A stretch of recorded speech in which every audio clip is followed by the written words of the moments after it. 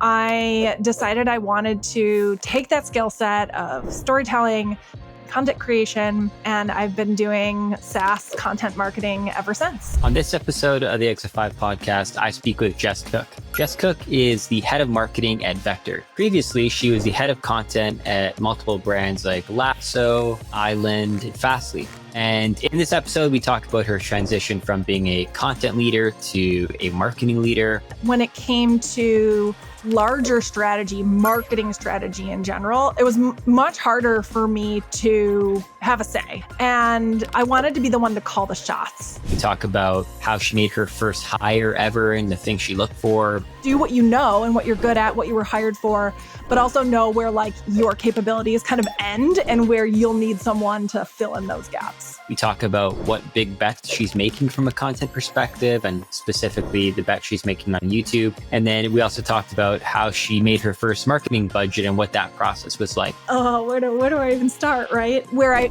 ultimately kind of went to was knowing what our goal is this year. How am I going to back into that number? If you're somebody who wants to learn more about content strategy, running a marketing team, or especially as a first-time head of marketer, this is a great episode for you. 1, 2, 3, 4. Exit 5. All right, I'm here with Jess Cook. Jess, how's it going? It's going great. How you doing, Matt?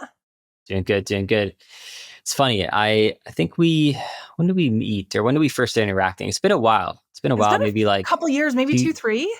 2-3 years, yeah. And I remember something funny. I remember when you and I first started posting on LinkedIn. I feel like it was around the same time. And I remember I had liked, I was been liking your stuff. You were liking mine. And then I kind of like fell off the face of the LinkedIn earth for about 3 to 6 months. And then I came back and I saw you again and you had like 10,000 followers. And I was like, damn, I really should have stuck to it. Like it was like the same time we started, I just stopped. And then you kept going and I saw your ascent and I was like, oh, I guess that's why you don't quit things early, right? That was a good, that's it. That was a good life lesson for me. Cool. Well, today, I know recently you're known on LinkedIn for your content takes. You were a head of content for a big part of your career. Recently you transitioned to a head of marketing role at Vector. So I want to talk a bit about that transition. I want to talk about, what you learned along the way. But for those who don't know Jess Cook, why don't you give us the brief background as to who you are and your journey? Yeah. Well, I have a kind of a crazy path to where I got to today. I started out as a copywriter on B2C brands. So my first job out of college was on the McDonald's account as a junior copywriter, and I wrote jokes on Happy Meal boxes. I wrote headlines for McDonald's billboards. That was kind of like my, where I cut my teeth in terms of like copywriting and messaging and branding.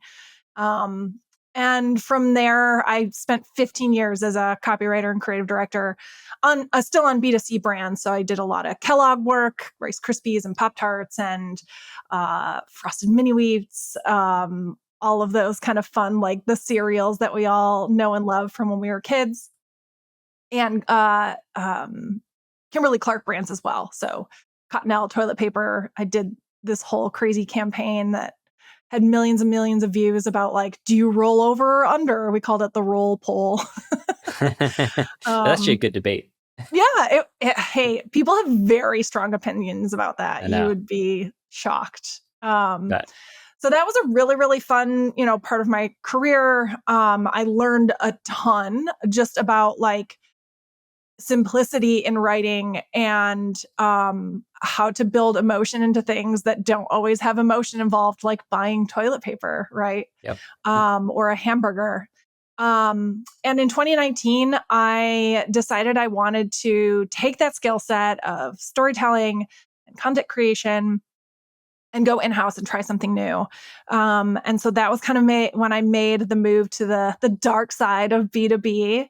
And I've been doing SaaS content marketing ever since. I did, just like you said, make the jump from head of content to head of marketing at a company called Vector. And we are a contact-based marketing tool, which is kind of a new category that we're building, which is really exciting. Getting a level deeper than account-based marketing, actually seeing the person level kind of intent and information so that you can target the right people who are actually using your product and making buying decisions, and tailor the messaging to their specific needs and intent. Very cool. Very cool. Awesome. Awesome. Um, cool. What made you, I feel like whenever I thought of like, the good content marketers in the B2B circle, I always thought of your name. Always viewed you as a content person, and obviously you still have that DNA at heart, but what made you want to now go in the head of marketing route? It's funny. If you would have asked me a year ago if I would have tried to land a role like this, I think I would have laughed. I thought I would want to be head of content forever and ever, and then maybe kind of go off and do my own thing. But I think it was kind of like, it was like part, I was ready for kind of the next step. I was feeling kind of this new sense of confidence that I stood up content at multiple places. I feel pretty strongly that like I can handle content. You can give me kind of any product to an extent, right? And Yeah. I can build content around it. I've built that muscle.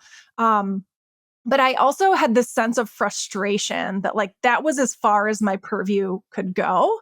That when it came to larger strategy, marketing strategy in general, it was much harder for me to have a say, right? There's always someone else that has an opinion, or there's someone who's, been there longer, or maybe there's a marketing leader who just prefers demand gen as an approach over kind of organic content, and so they kind of usually side with that part of the marketing org, right? So there was definitely like a sense of frustration of not only like have I like earned the right to have an opinion around that, but like I wasn't being heard, and I wanted to be the one to call the shots. And it's funny, like my husband was actually the first one to be like, I think you should stop looking for head of content roles. I think you should just start looking for head of marketing roles.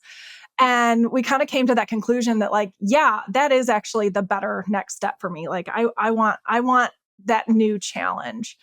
And so it was actually right around that time where Josh, the CEO at Vector, reached out to me because of our mutual friend, Dan Murphy, There you go. from Exit 5. Shout out to Nice. Dan Murphy, Yeah, who Dan. said my name in a room of opportunity and put me forward as a potential candidate for that role. So forever indebted to him because here I am.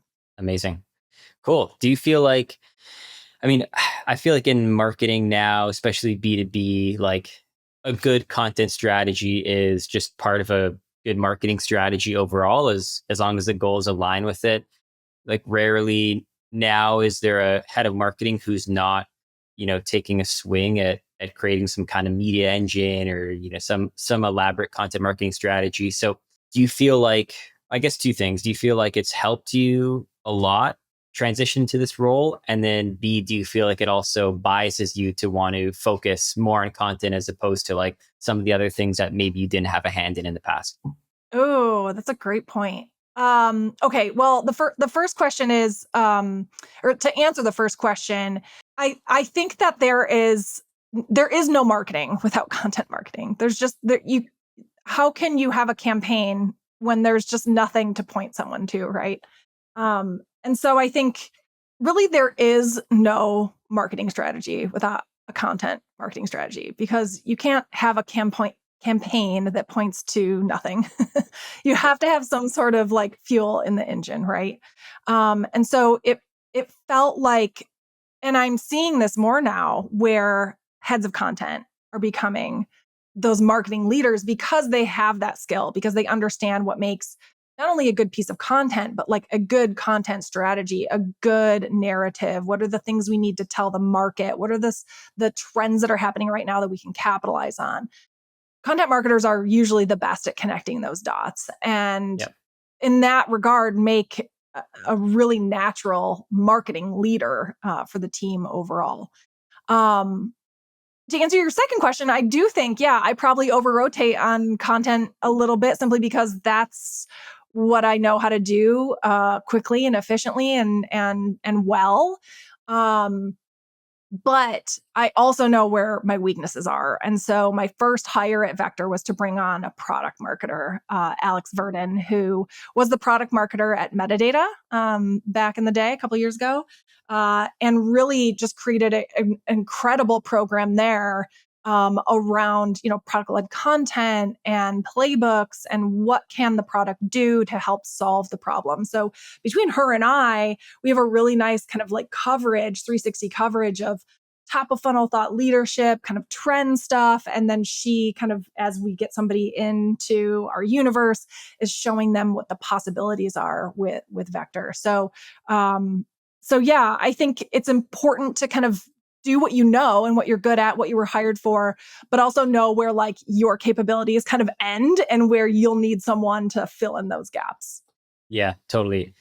Yeah, I've always felt like product marketing is just a foundation of not only marketing, but just to go to market in general.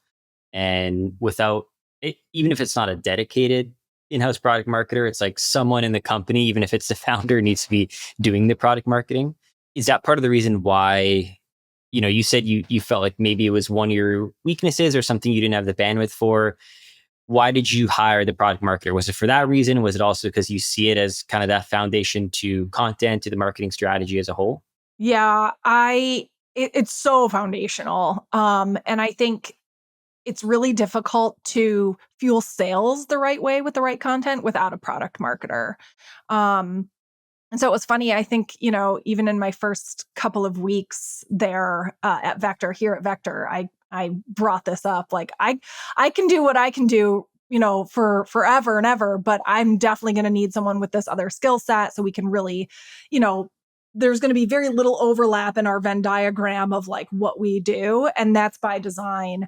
I think it was really important to bring Alex on for the simple fact that we're going to evolve a lot over the next year or so as well, which means our messaging will evolve. And product marketers, that's usually one of their kind of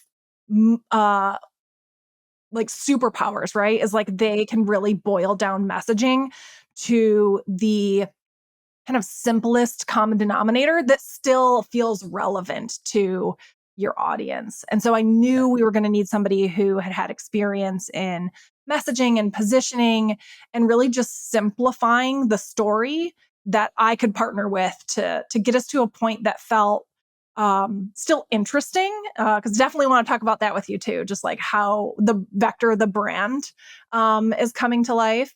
And really maintain kind of that liveliness that we have, but do it in a way that like really elevates the product and its features and the value it delivers. Okay, I love that. Yeah, why don't let's get into that since we're on the topic. Do it. Yeah. Yeah. So what? Yeah, go ahead. Go ahead. You take it. Okay. I was going to say, so part of the reason that I came to Vector is, I went to the website the first time, and if you go to vector.co, you'll see them. There's these little ghosts all over the website, and they're shorthand for this idea that like your website visitors are ghosting you. You don't know who they are. And they can get away really easily because of that, right? And they could have really high intent. They could be super interested in your product. But if all you have is account level information, you can't really get to that. And so kind of a really nice little visual metaphor for what the product does. It's bright colors. The language is super clear and effective, but really fun. There's a little like our little demo call out in the bottom right corner is like, do you want to book a demo? And it's like coming from the ghost, right? Like it's just these little kind of surprise and delight moments. And I was like, oh, these folks know what they're doing. Not only are they building a category, but they're going to do it in a way where they're the most memorable of the category. And that was super exciting. So for us, it's like we're going to go big and bold. We never want to play it safe. And I think that's evident in our content all the way from, top of funnel down to the product led stuff. So, couple examples, we just launched a product, a new view within Vector called Funnel Vision.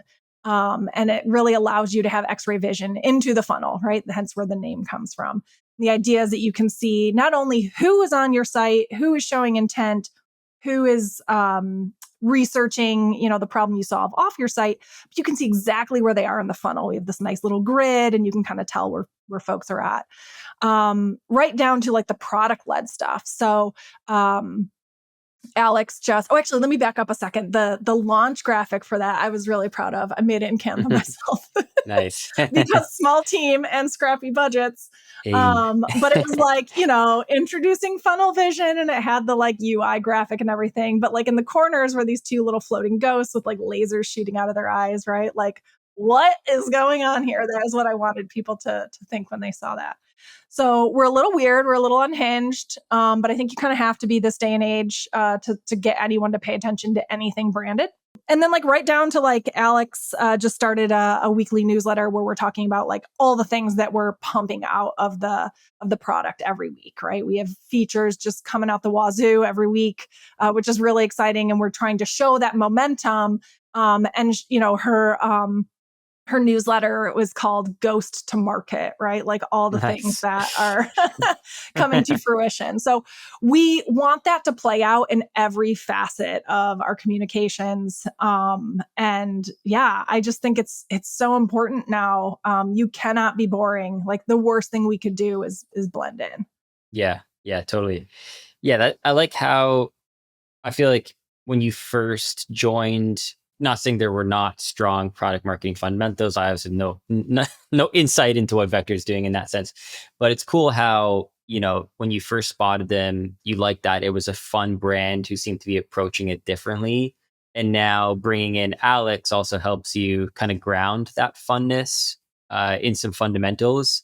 Totally. How did you make sure that, that wasn't lost in the process? Like, how are you making sure Alex is still bringing that funness to market while talking about boring things, or maybe not boring things to some people, like the newest product feature in Vector? Yeah. So a couple things. I knew that she had done that at Metadata.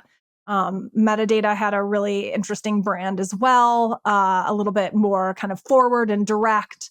And so I knew that she had dealt with that before, like actually bringing brand to life and product-led content. So I knew she could do it. The kind of other half of that is just giving people the room to do that. So give them the guidelines, create that tone and style guide, and like, hey, here's kind of what we are and here's what we're not. We're always going to be fun, but we're never going to make people feel like they're not doing something right. We're just providing them this kind of new technology to do something new and interesting, and we're giving it to them in like kind of a fun, like silly, a little bit unhinged way, right? And she just kind of took that and ran with it. I think my directive to her was like, if you think it's right, you can just do it. Like I wanted to hire someone that I knew I didn't have to handhold. She's like the epitome of that. She's incredible. And I knew that like if I gave her like little to no leash, like she would just be able to execute and do it in a way that like she knew was right. And I didn't want her to have to ask permission to do the things that she know instinctually as a product marketer of her caliber is right. But a lot of that comes down to hiring, right? Like we interviewed, for as small as our team is, we interviewed a lot of folks for that role. I was very diligent about getting like feedback on each person from previous managers. I was looking for top 1% marketers because I knew to bestow somebody that responsibility of not only like creating great product marketing, but doing it in a way that the brand could shine through is a tall order. But we've absolutely found that in her in spades. Very cool. Okay, awesome. All right. So as a first time head of marketing, we talked about hiring, which is, as a head of content, maybe, I don't know, did you hire anyone as a head of content, or were you always pretty much solo? I was always pretty much solo, and I would bring on vendors or freelancers. But yeah, that was about it. Got it. Okay. So that's like the first thing as a head of marketing. Now you're hiring and you Yeah. seem to actually have a pretty good like grip or handle on like what, like who you needed to hire and like going for the top 1% and actually landing a rock star. So that's a good one for one right there. But what are some other things like outside of hiring that, you know, have been surprising as a first time head of marketing? Where do you see your own gaps, or what are things you're realizing now that you didn't realize when you're on the content side? I just presented my first full marketing budget. And let me tell you what a roller coaster that was. It was a lot of fun. I learned so much. I've had content budgets in the past, pretty healthy ones as well. So I understand how to run a budget, and how to, how to document spend and make sure that, projections and actuals and all of those things align. But when it came to like, okay, for all of marketing, we need to know how much money you're going to spend on what and why. That was like, oh, where do I even start, right? Yeah. And where I started was I knew that I needed some sort of, probably not the right place, right? Which is just like, let's just put some numbers on a spreadsheet and see where I end up. But again, you have to start somewhere. Where I ultimately kind of went to was, okay, knowing what our goal is this year, how am I going to back into that number? And what does that kind of look like in terms of, okay, we're going to have to create some content. We're going to have to put some budget behind that for paid, right? But really where all that started from was like, okay, these are, not only do we have like a goal in terms of revenue, but we also have a goal for the brand. Like we want, a certain number of people to like recognize who we are. We want, branded search to be at a certain point. We want free signups to be at a certain point. What was really difficult was because we're such a new company, we don't have historical data on that. Yeah. We don't really know what that could look like with any amount of money put behind it in marketing. So these are all really like best guesses and kind of gut feelings, and just based on what I know I've had in the past to work with, and what's probably not enough, what I think will be enough, right? Once I got all of that down on paper, I actually again, I'm going to bring Dan Murphy back into this because he's Bring him in. he's my advisor at Vector. He's amazing, Nice. as I know Yeah. you know. And so I got this all down on paper and I put it in front of him and I was like, this is the first time I've ever done this. Like, I need any and all feedback you have. And he was, one, so supportive, but two, he was like, you need the story around this. Like, you need to tell them why you need this money. Like, don't just put a spreadsheet in front of them, build the story. And after he said that, I was like, it's so obvious now. Like, I would do that with anything else I would pitch, right? If I had some kind of crazy content idea, I would tell them like why this is important and why it needs to happen right now and why this idea. But for some reason, when it came to the budget, it didn't occur to me. And so what I did was I put a deck together that was like, here's the story of this budget. Like, these are the big bets we're going to make. Here's why those, it was like 3 big bets, why these 3 big bets are really important. What we think will happen if we make these big bets, and like why they need to happen this year, like in the next 6 months. And that was, one, really fun to put together. Like as a content person, as a storyteller, like that was way more fun than the actual budget. But what it did when I actually presented the budget to Nick and Josh, Vector's co-founders, was it got them excited to like hand me money. And I think that was kind of the unintended consequence that I wasn't thinking of, right, when Dan suggested this, which I'm so thankful he did, because now, like, hey, new skill unlocked. Like, 1, I know how to put a budget together. 2, I know how to like build a story to sell it in. So yeah, that was a big new like thing for me to try and overcome. Yeah, no, that's a big one. I remember in my last role, I didn't have any direct reports at the time, but I was the marketing manager for the North America section of our business. And I remember I needed to put a budget recommendation for it. And I was just like, when you actually sit down and you have to do it, it's like, wait, like where do I even remotely Yeah. start? But I like how your process was like, okay, I'm just going to start somewhere. I'm going to put numbers on a piece of paper and I'm going to let the confusion of that guide me toward the next thing. And I think it's smart how, like, I think that's like with anything, you just need to like get started, even if the thing sucks and doesn't make any sense, because then you're forced to correct it and do it better. I like how you went to somebody who has done it before. Like you leaned on Dan. I think that's such an important thing for first time marketers. You always feel like you have to do it alone because you feel like you have to be smart enough to know what to do. It's like I'm in this role now and I'm a head of marketing and I need to know how to put a budget together. But in reality, like even if you're a second, third time, it could still be really confusing because for every company and industry and business type, it's different. So I think it's smart that you went to somebody. And then after that, the piece about putting it into like making it into a deck and telling a story out of that is huge. Like, you know, the reality is nobody really knows how to put the budget together, what's going to come from it. Even if it was like the co-founders themselves, like maybe they would even have a totally different idea or conclusion as to what the budget could be. But if you could tell a good story as to what it is, it's almost like raising money for a startup. Like, you know, the story is really what gets the money in your pocket. It's not so much what the spreadsheet says or what the number is. Absolutely. Yeah. And just like two little follow-up points that I want to double click on is, you know, I brought that budget to one other person as well. Like, we're going to put a decent amount of money in paid ads over the next half of the year. Like if we want to survive, not even survive, if we want to grow the way we want to grow, we have to put a decent amount of money into paid ads, awareness, conversion, all of those things. And so I went to my dear friend, Susan Winograd, who she and I have done a podcast together. We used to work together. She was the other half of the marketing department with me at a company called Marpipe. And I knew she would be able to help me out with like, how do I weight paid media? Like how much should go toward awareness? How much should go toward conversion or like competitive displacement?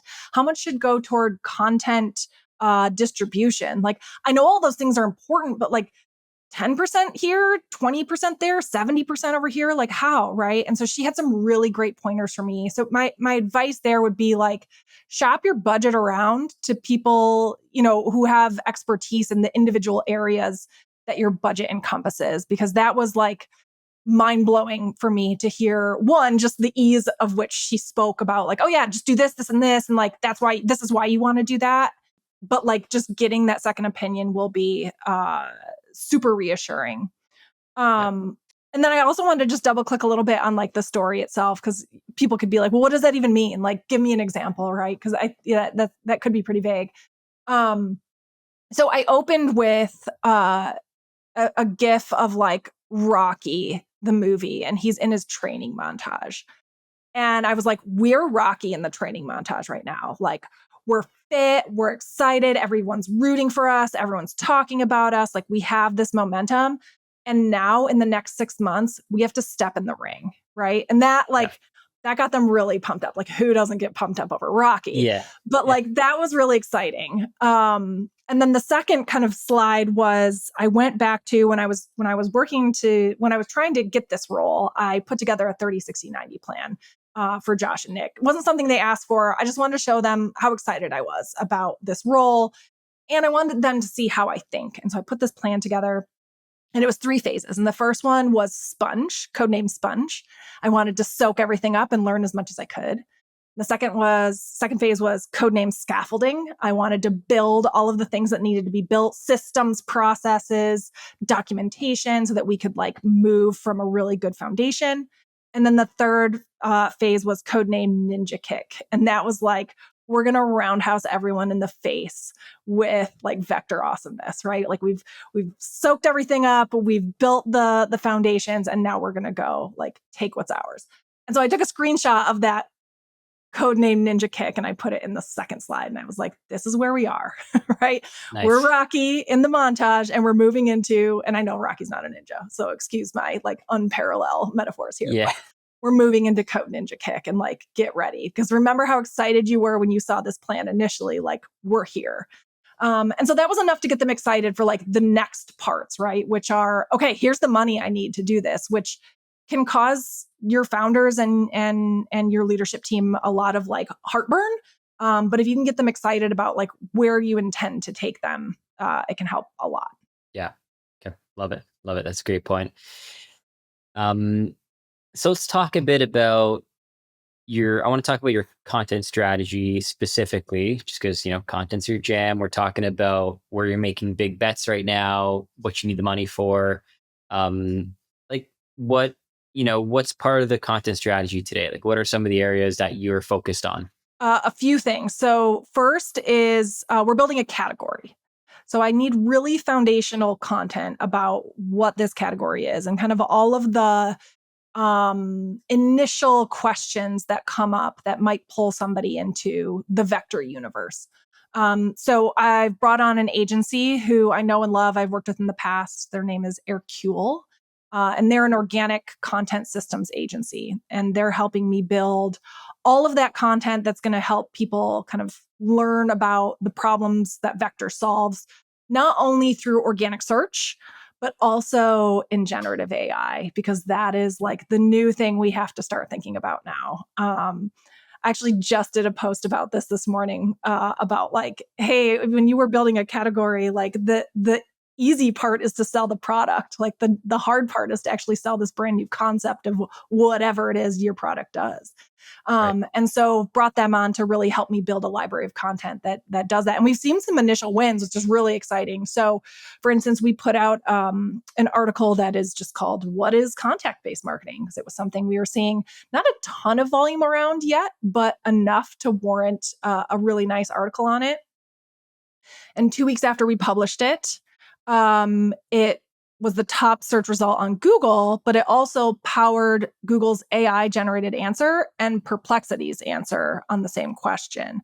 So that was kind of a nice early win to see like, okay, this is working, right? To share with the team who, again, sometimes like, has heartburn about investing in an agency like that. And like, what is this even going to get us? So that was a really nice early win. And then there's like the flip side of that, where if that's kind of the foundational stuff to build a pool of awareness and bring people into our universe and our website, the other end of that is like, how do we get people to favor us? So not only are we educating, but we're like exciting to them. We're the brand they want to choose when it's time for them to choose. So I also wanted to have a really strong video first content strategy as well. And so we started our own podcast, Nice. just launched last week, actually. It's Thank You. And it's called This Meeting Could Have Been a Podcast. And the idea is that you're dropped right into my one-on-one with my CEO, Josh. And we're discussing all the things that we discuss and have to make decisions around on a day-to-day basis. And it has very little to do with our product. In fact, that was one of the guardrails when I was building it was I didn't want to talk about our product very much, if at all. I just wanted to help marketers and marketing leads like think through some of the decisions they have to make with their CEOs and their founders and be able to see how someone else is doing it, right? The whole kind of building a public thing, we really took that to the extreme. So, one episode out so far, but it's already powering a ton of content for us, newsletter, social, content on the website, talking points for opportunities like this, which is awesome. And we've already gotten just really good feedback on it that like, yeah, this is the kind of thing I want to hear about, right? Like it's fun to hear how other people think about the problems that we all have to try and solve in some way, shape, Yeah. or I love that. Like, yeah, I have a couple follow-ups, but I really want to double down on that one. I feel like, and I've been guilty of this too in like all my previous roles. I'm just starting to see the light of it, but I feel like whenever people think about their podcast or their content strategy, they think about it in the box of their company and say, okay, we sell this solution, so the podcast must relate to the problem that we were trying to solve in that space, which isn't necessarily a bad idea, but everyone's doing that. And there's a lot of noise there. What if you just create some kind of media asset that is going to be interesting to the people that you want to speak to? So in your case, it's heads of marketing or marketing leaders, I'm assuming. So, maybe you just stand up a meme TikTok account, which talks about all the funny things about being a first time head of marketing, right? Like that could be an example of Oh, something. Yeah. yeah. There you go. There's our jump to TikTok. I love it. There's bad number 2. Yeah. That's it. But things like that, like you can really stand up anything that's entertaining enough or slightly entertaining and educational at the same time to your audience. It doesn't have to be so down the narrow path of like what your product does. So I think that's a really, really, really smart move, because that's something that people might just want to listen to casually when they're really not in the mood to like get into the nitty gritty of Yes. something or get super technical, right? Totally. And it's funny you say that, because the first iteration of this podcast was a completely different show. And it was called Funnel Cake. And we were going to try and like talk about, modern day marketing. What does that look like? How do you pull people down the funnel? And inevitably, every time we went to try and outline an episode or like talk about the show and like how it was going to come to life, we kept coming back to like talking about the product. And 8 days before Josh, my CEO, and I flew to Florida to film this thing, I got on my one-on-one with him and I was like, I think we have to scrap this. I think you need to give me 24 hours and I'll come back to you with a better idea, because it's too close to the product. It's not going to build trust. Everyone's going to feel sold to. And he was like, oh, okay, I think you're right. Like, good luck. And I had to kind of put my back against the wall a little bit to like force myself to come up with something better, something more valuable. And that was how this meeting could have been a podcast was born. So sometimes you need like to get the wrong thing down on paper. Like you said with the budget, right? Like just get something down and you'll know if it's right or wrong. And don't be afraid to like kill it if it's wrong, no matter the deadline, no matter like, right? Like there's this thing called the sunk cost fallacy, where everyone thinks because you've spent so much time on the thing, you have to move forward with it. And it's just not true. If it's not right, you have to have kind of that come to Jesus moment where you're like, all right, we're 8 days from shooting this, or, we're 4 days from launch, or we're, 48 hours from the event. And it's like, is Yep. this the right thing? And you have to make that call. It's hard. Totally. Yeah, it is hard. And it's funny because you always feel it somewhere in your gut. Like you always kind of know when it's like, I'm not so sure about this thing. But like you said, you're rolling with it because you already spent 3 weeks planning and launch day is in 3 days. And it's like, well, we're just rolling with it and we'll adjust on the fly. But sometimes you have to just be okay changing your mind and changing it again and changing it again. Obviously, at some point, you got to land on something and try exactly. it. Yeah. There's a balance, but it's okay to change your mind. There's nothing wrong with that. We do it at Exit 5. We will literally sit down on a Thursday and be like, this is a direction we're heading in. And come Monday, we've all had some time to rest and sleep and think about it. And we're like, actually, we're not going to take that direction. Like we're doing something different now. So especially in smaller companies, right? Yeah, it happens. Totally. And it's okay. Like, and even with jobs, like people do that with jobs too, where it's like, well, I've been here for 3 years. It's kind of the safe bet. I'll keep going here. It would be a shame for me to leave all that hard work behind, but not if it's the wrong thing, right? Not if there's a better fit, or that's how I feel about this role. Like, I'm so happy to have found this role, this company, a CEO who I jive with and who we can have really respectful, like back and forth and dialogue about things, whether we agree or disagree. And I've felt stuck like that before and really have pondered, like, should I leave? I've been here a while, right? And like, if you're not going to be able to feel fulfilled and you have the ability to go look elsewhere, like, go do it. Yeah, I agree. Even if you end up making the wrong decision, it's better to get to another no or to move forward, even if it's in the wrong direction, right? Because then you can go back. But how did you get that? Like you said, you and the co-founder really jived from the jump. Like you had, I guess, good vibes going into it. How did you suss that out? One, I really trusted Dan's opinion, knowing that he was, involved in the company, and that was a big, like, they got a lot of points for that. But when I actually met Josh and Nick, there's a few things. Our values were very aligned. They're both ex Air Force. Like, they're always going to do the right thing the right way. They came from Drift, which was exciting. They've done this before, this kind of like build a marketing tool to a very successful point and exit. So I knew that they had done this before and been successful. That was another big point in their corner. And then like Josh and I, we are like spirit animals. Like we could talk in GIFs, and like he gets my jokes and I get his, and like we're both a little off kilter. And that was really exciting for me. And just a couple weeks after I started, I even told him like, this is the first time in a long time I feel the same at work as I do at home. I feel like myself. And that was a big, like, I've made the right move here. Because there's a lot of times where you go to work and you know, we always talk about bringing your whole self. You just don't feel like you can do that for whatever reason. This is the first time in a really long time I felt like I could. And it's exciting. You do your best work that way. Absolutely. Yeah, absolutely. I feel it now with Exit 5. Ever since I started, like, it just doesn't really feel like I'm getting up and going to work. It's just like, oh, like I'm going to do some work today. That's just part of like what my day is. Whereas in the past, it's like every day when you're approaching, when you're about to go into your computer, it's like you have to hit a hard speed bump first. And it's like, it feels uncomfortable. Whereas this feels like I'm slowly going around the side of the speed bump and excited for the rest of my journey. Totally. Love that. Cool.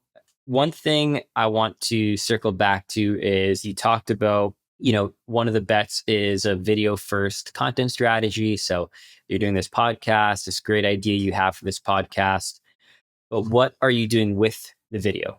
Love it. We're going to be YouTube stars. That's my hope. Yeah. So I don't have a ton of experience with YouTube. I'm excited for that platform just as a growth lever. I think there's a lot untapped there, as I'm sure your team knows in terms of like B2B marketing. So we're going to invest pretty heavily there. We are obviously taking clips, using them in social.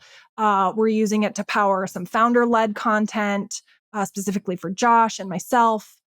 Sorry, I'm obviously not a founder, but like executive content, right? So Josh and myself. And we're using it also to just power like written content. So we'll do a really nice summary of, this last episode or this first episode.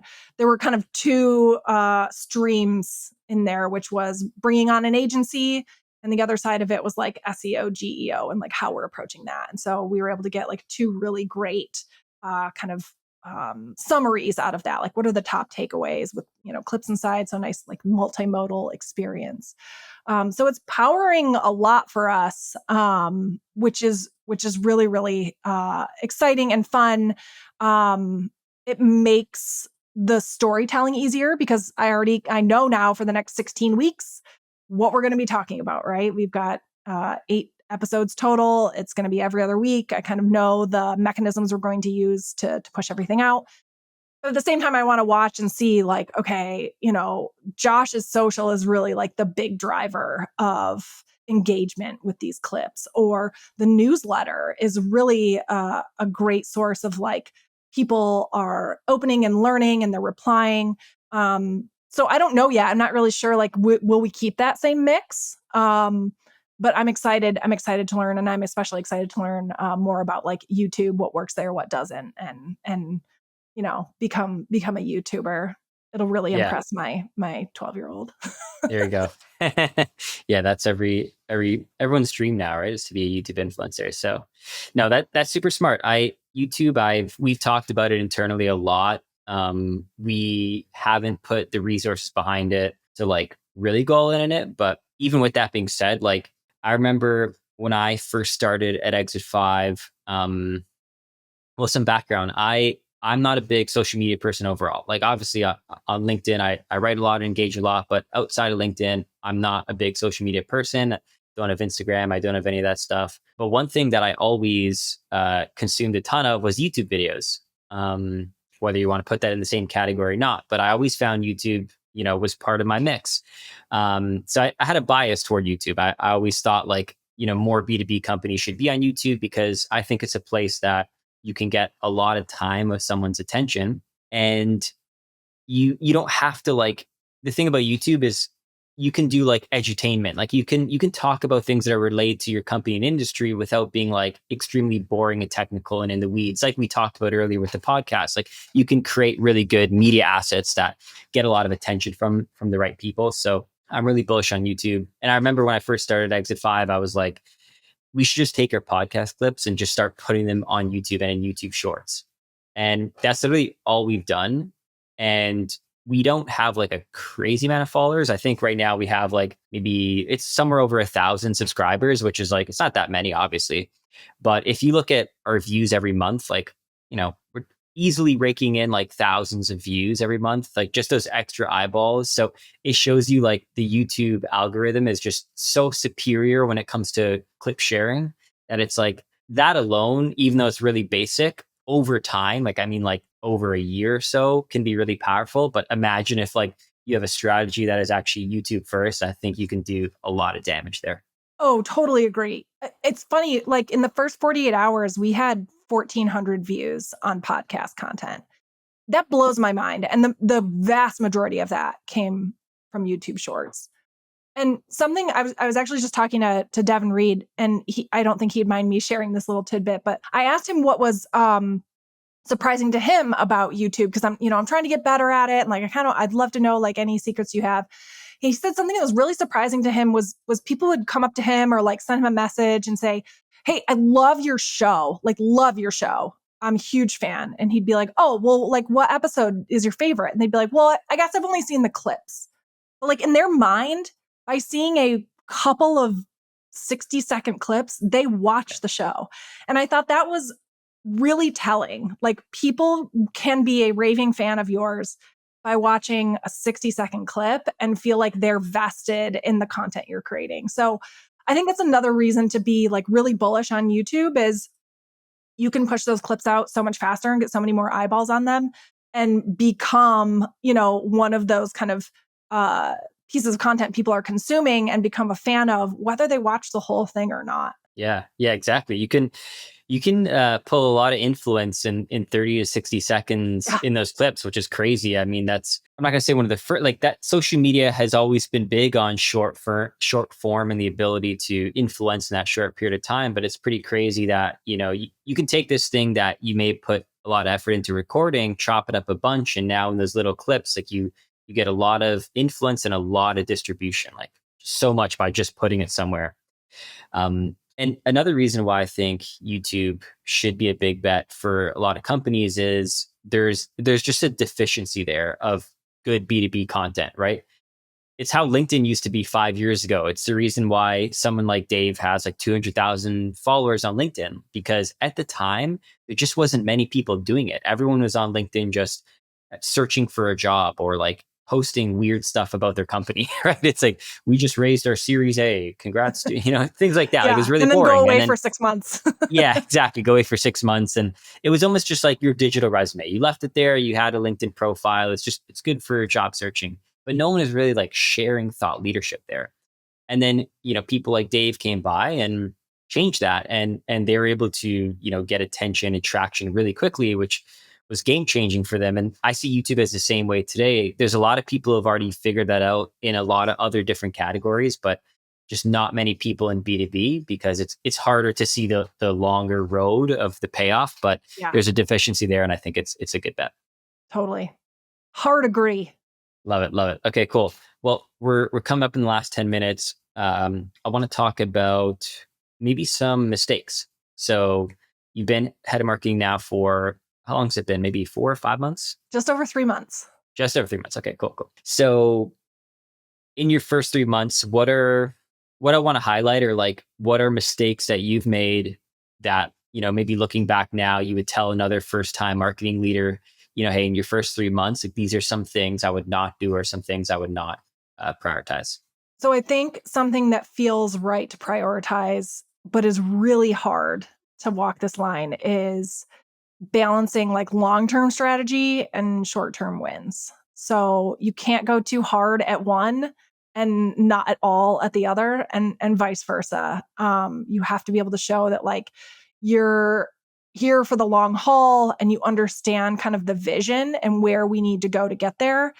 But also, especially, and this is especially true of a small company, like you also have to show you can produce, right? Even as a head of marketing, like I'm writing blog posts, I'm writing social content, I'm using AI to like create founder-led content with Josh and Nick in tow. So you have to be able to kind of show like the breadth on both sides that you're able to produce, right? So like here's the content strategy that we're going to go after, for the rest of this year. But also, hey, I created this really cool workflow that's going to take like your tone and voice and your post structure, and we're going to have, 30-minute conversations every week. And I'm going to take those transcripts and I'm going to dump them in here. And now, voila, we have all these posts for you every week, right? So you have to be able to kind of understand like what's going to move the needle in 6 months, and let's plan for that. But also like, how can I get my CEO, my founders really excited with something that's really actionable? Yeah, I love that one. Yeah, I think there's something about like as quickly as possible getting some kind of win on the board, which is the short-term part. It's like in your first week, like, you're a content person. It's like in your first week, can you go clean up a couple of blog posts? Can you go write a couple of social media posts? Can you do something like really small and scrappy to get that initial trust? And you even talked about working with that content agency to get that article out, which got, rose the rankings quickly, and it got featured in generative AI, which that's an example of like, you took this bet on this agency and you're pumping money into that every month, but you were able to show something really quickly on, which helps build trust in the long term. Yes. And then like the long term is the reason why you're doing the short term thing too. Like sometimes the short term stuff can be like random one-offs, but it's like, you're doing the things that are feeding into the long-term strategy, because at some point you get asked about it. It's like, oh, like what's our vision for this? And it's like, yeah, right. Exactly. That's a really good point. That like you can't just do some short-term execution just to like prove you can do stuff, right? Like it also has to feed back into this vision that you have for like where we need to go and where we need to be. I think the big thing I did in my first week was I put a button on the homepage. Like we had one in the nav that led people to our free trial, but we didn't have one in the hero section. And it felt like we really needed one. Like, why isn't it there? That was like my big, exciting short-term thing I did in my first week was I added this button to the homepage that got people to sign up for free trials.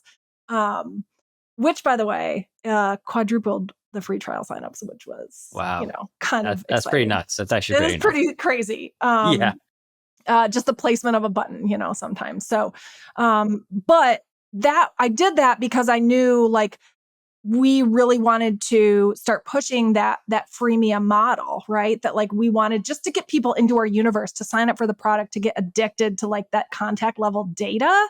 And then there's going to be some trigger points inside the product that are going to get them to upgrade. But first we have to get them into the product and just trying it. So I already knew that was going to be part of like the marketing strategy anyhow. And so I was like, oh, short-term win, button on the homepage. Like, let's just get this process moving. Yeah, I love that. I remember before I started at Exit 5, this was I maybe had like a week buffer before I started. If even it was really like half a week. I was starting really quickly because they asked me if I wanted to start Monday, and I was like, hell yeah, I'm ready.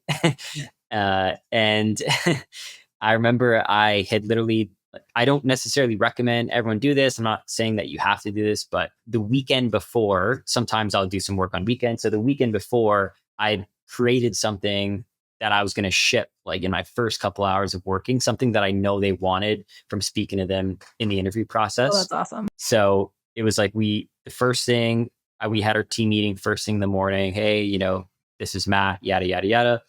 And then like after that, within 30 minutes, I already had like some work that I shipped and was getting feedback on. And like that work was nothing what Dave or Dan wanted. Like the feedback was like, you actually have to just like totally change the way you did this. But just the initiative of like showing I'm down to do the stuff right away. Like I can get wins on day one. Yeah. I think it changed, everything going forward after that. They saw my personality going after that. Yeah, that bias toward action is super important. Because I've definitely been stuck places where I don't have the permission to have that bias toward action. Like, Yeah. you have to ask permission before anything can go live.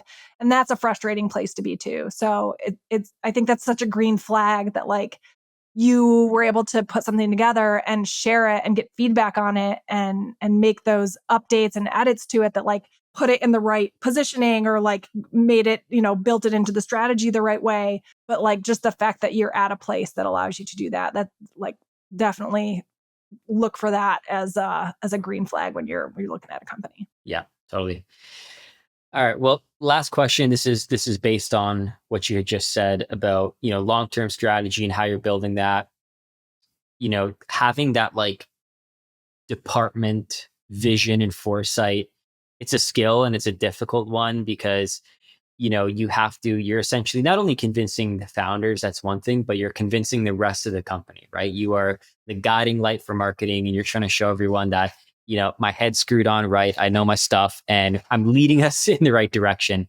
So what's that been like? Like how have you went about creating that vision for the department and also talking about it to people and getting them excited? We have some really nice like company rituals every week. So we have like an all hands meeting every Monday where we talk through like what we're committed to this week. And then on Fridays, we have something called Friday Flex where we talk about like what we accomplished, what we missed on, and what lessons we learned.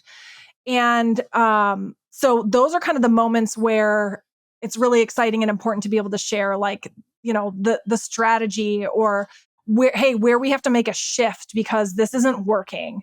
But I think the really important thing is like we have the freedom to talk about when we're making mistakes. In fact, we're encouraged to not just talk about the good stuff. Like, what did we miss on this week and why, and how can we learn from it?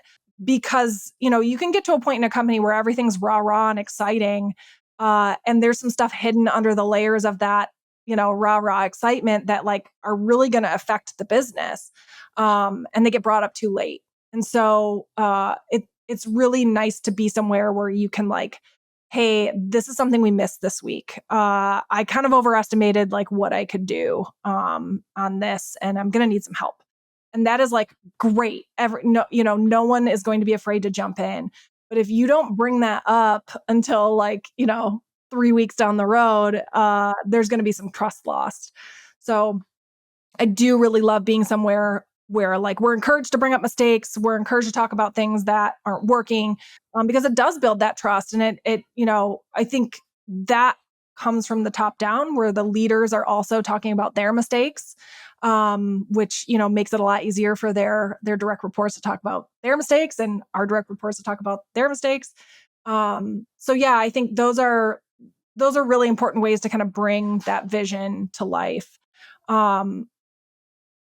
I think we're also like, we're trying to assemble a team of people who are practitioners who have done this before. That's why we hired Alex because she's done this before. She has a, great reputation and audience on LinkedIn, which is really exciting. We need our employees to be our evangelists, right? And not that they need to sell Vector, but they need to talk about what they're doing here. Like go out and talk about, all of the engineering, go out and talk about why you're building it the way you are, right? And usually as the marketing team, because we're comfortable with that, we have to be the ones to like model that for them. What does a good, LinkedIn post look like? And how can you kind of transform that to be about like your specific area of expertise if you're an engineer or you're in customer success or whatever the case may be. So I think you just kind of have to like lead by example. And I'm just really lucky to be in a place where like the example is set by leadership and it's a great example because I've definitely been places where it's not. Totally. Yeah. Same here. All right. Well, Jess, this has been a great episode. I appreciate you so much for, all the insights you've imparted. I've been following you on LinkedIn for a while. So if anyone, wants good tidbits of marketing knowledge, content knowledge, Jess is a great follow. Highly recommend it. I'm not just saying that because you're here. I've always thought that. Oh, thank you. Of course. So appreciate it. And we'll see you around. Thanks for having me, Matt. This has been like a full circle moment for me. I've been listening to this podcast for years. And so very exciting to be a guest. Yeah, Thank you. yeah. I knew it was weird that I looked back and you hadn't been on an episode. I was like, all right, this just feels right. So I'm glad we did it.